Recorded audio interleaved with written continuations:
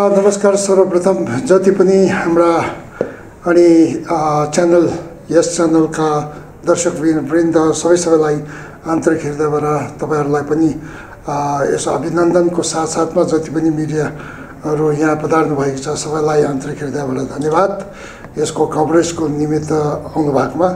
अनि आज चाहिँ 29 तारिक अगस्त 2023 यो मंगलबारको दिनमा एउटा मंगल कार्यक्रम यहाँ भएको छ के भन्देखि अनि इन्डो टिबेट फ्रेन्डशिप सोसाइटी भनेर यो जुन चाहिँ सङ्घ छ यहाँ आज यसको स्थापना यसरी भएको छ। यसको जुन चाहिँ सेन्ट्रल कमिटीबाट विशेष गरी हाम्रो यहाँ आदरणीय अनि सुरेन्द्र कुमार जी यहाँ पधार्नु भएको छ अनि उहाँ हुनुहुन्छ अनि सेन्ट्रल कमिटीको उपाध्यक्ष। अनि विशेष गरी यो चाहिँ के हो भनेदेखि भारत र तिब्बतको जुन चाहिँ सम्बन्ध छ 7वीं शताब्दीदेखि र त्यहाँदेखि अहिलेसम्म जुन चाहिँ सम्बन्ध छ त्यो सम्बन्धलाई दरिलो बनाउनका निम्ति हो र त्यसैले गर्दाखेरि यो चाहिँ चारैतिर विश्वभरि नै छ भनौँ न। अनि यहाँ भारतमा पनि झन्डै 300 भन्दा ज्यादा छ है। यसको विभिन्न शाखाहरू छ। यसको मूल केन्द्र तपाईको यो दफ्तर जुन चाहिँ छ त्यो चाहिँ न्यू दिल्लीमा छ अनि हाम्रो यहाँ पधार्नु भएको छ न्यू दिल्लीबाट अनि विशेष गरी अनि हाम्रो ITFS को वाइस प्रेसिडेन्ट है सुरेन्द्र कुमार जी।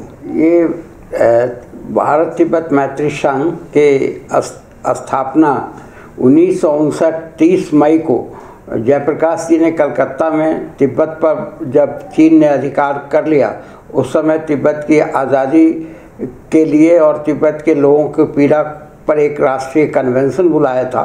उसी समय इस भारत तिब्बत मैत्री संघ के संस्था की स्थापना हुई और उसके बाद धीरे धीरे विधिवत रूप से फॉर्मल रूप से ये 1990 से चुनी हुई समिति भारत के स्तर पर कार्य करने लगी। रवि राय जी जो पूर्व लोकसभा के अध्यक्ष थे वो इसके अध्यक्ष चुने गए और डॉक्टर आनंद कुमार जवाहरलाल नेहरू विश्वविद्यालय में समाजशास्त्र के प्राध्यापक थे वो महामंत्री बनाए गए और तब से निरंतर ये चल रहा है। अभी हर 3 वर्ष पर इसका राष्ट्रीय अधिवेशन होता है, कार्यक्रम लिए जाते हैं जो जिसमें तिब्बत मुक्ति साधना के लिए जन जागरण पैदा करना तथा भारत सरकार के से अनुरोध करना, दबाव बनाना कि तिब्बत के मामले को अंतर्राष्ट्रीय फोरम पर उठाए और परम पावन दलाई लामा और उनकी सरकार के समर्थन में काम करे। साथ ही तिब्बत के जो लोग भारत में रह रहे हैं उनके हितों का, उनकी सुविधाओं का भी ख्याल रखना, किसी तरह का कोई कष्ट न हो, इस तरह की सहायता कार्य में भारत तिब्बत मैत्री संघ लगा हुआ है। वर्तमान में इसके अध्यक्ष अभी राजगीर में इसका सम्मेलन हुआ, डॉक्टर आनंद कुमार अध्यक्ष चुने गए और एक नई कार्य समिति बनाई गई और विभिन्न प्रांतों में अभी इसकी गतिविधि चल रही है।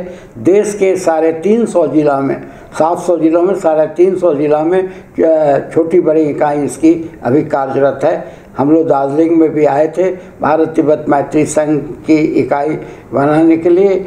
अभी हमारे महामंत्री जी के सहयोग से यहाँ की इकाई बनी है और हम इनको शुभकामना देते हैं यहाँ इनके माध्यम से दार्जिलिंग इकाई को और कामना करते हैं कि भारत तिब्बत मैत्री संघ के उद्देश्यों के अनुरूप दार्जिलिंग में भी काम आगे बढ़ेगा और तिब्बती मुक्ति साधना को बल प्रदान होगा। जी सर, आज जो दार्जिलिंग में जो कमेटी बनाया है ना, कितना मेंबर है? अभी 13 आदमी की कमेटी बनाई गई है। कमेटी का लिस्ट आप चाहेंगे तो आपको उपलब्ध करा दिया जाएगा। जी सर। हमारे महामंत्री मुख्य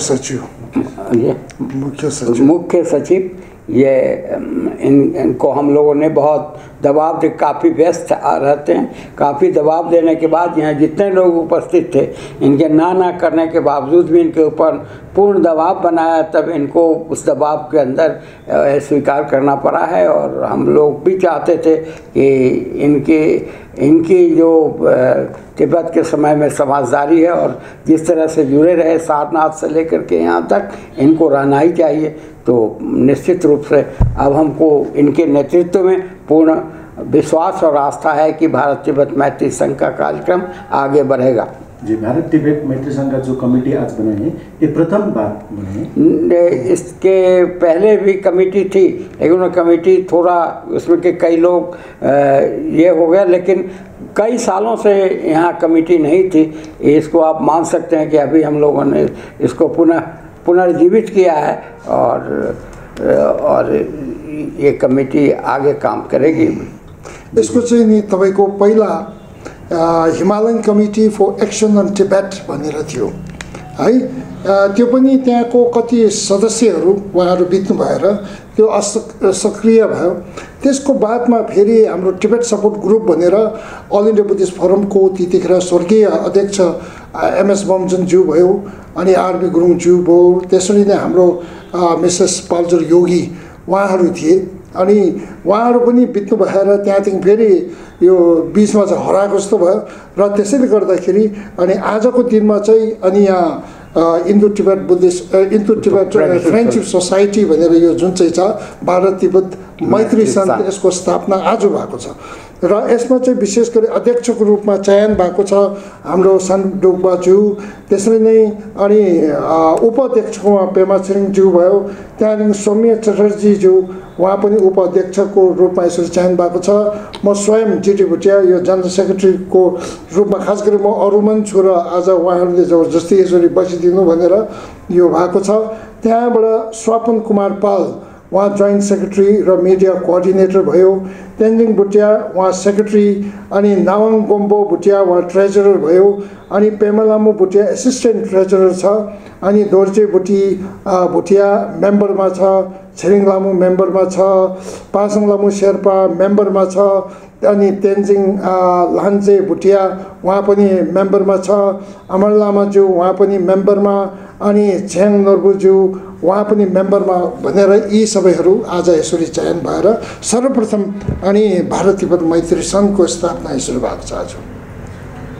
एक प्रश्न आपको, जो आपका संस्था है वो फ्री टिबेट का हित में तो है, आप फ्री टिबेट का हित में तो है, लेकिन इसका प्रोसेस कैसे चल रहा है? जैसे फ्री टिबेट तो बहुत लंबा मूवमेंट है, तो ग्लोबल मूवमेंट है, तो इसका प्रोसेस अभी स्टेटस कैसे है? ये हमारा एक इंडियन सपोर्ट ग्रुप है जो तिब्बत मूवमेंट के विषय में हिंदुस्तान के अंदर हिंदुस्तान की जनता के में अवेयरनेस पैदा करना और तिब्बत के मामले को लेकर के तिब्बत एक स्वतंत्र राष्ट्र था, इस बात के लिए एक अवेयरनेस पैदा करने सेमिनार सिम्पोजियम भी करना है। भारत सरकार के ऊपर नीति के विषय में, पॉलिसी के विषय में भी सजेस्ट करना कि भारत सरकार को तिब्बत का एजेंडा रीसेट करना चाहिए और तिब्बत के विषय में कैसे आगे भारत सरकार को बात रखना चाहिए।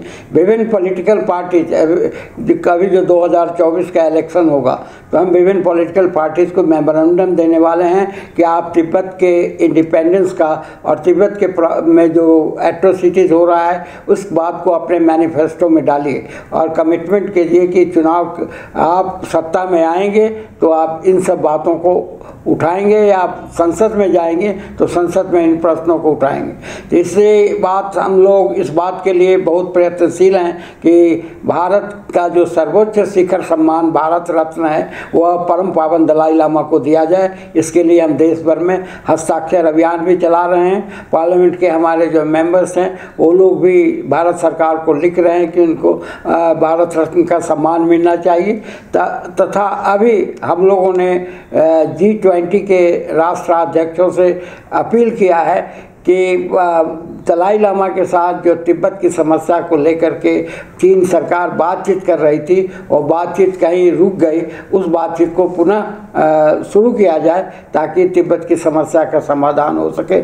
इसके अतिरिक्त हम सत्याग्रह, प्रदर्शन और जुलूसों के माध्यम से भी लोगों का और सरकार का ध्यान आकृष्ट करने की कोशिश करते हैं। और ये सब हमारा मान बिल्कुल अहिंसक ढंग से सत्याग्रह, बौद्धिक और संघर्ष के साथ साथ वैचारिक स्तर पर हम तिब्बत के प्रश्न को समर्थन करने की कोशिश कर रहे हैं ताकि भारत की सरकार विशेषकर